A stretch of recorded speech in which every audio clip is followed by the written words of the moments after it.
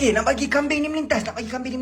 Muka kambing tu pun macam pasrah dengan hidup. Mungkin dia nak melintas ke jalan yang lagi betul lah kan. Dia nak lari daripada masalah. Okay, let's go. Kita bagi dia lari daripada masalah. Muka dia pun dah bermasalah. So, kita bagi dia boleh melintas. Okay, let's go. Tersekat. Okay, sekali.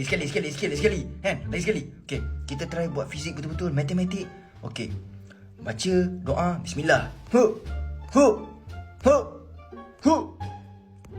Macam sekat je, geng. Sekali. Tak boleh.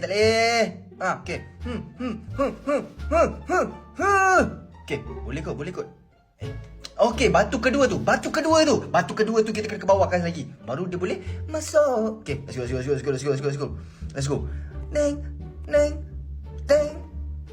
Okay, bawah. Okay, dah sini boleh.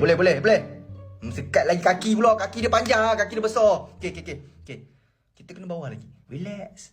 Chill. Tenang. Okay, kena tenang. Relax. Okay, kita kena relax ya. Relax, okay. Saya rasa ni okay kot. Saya rasa ni lepas. Saya dah cakap dah. Kena buat suara macam ni baru lepas.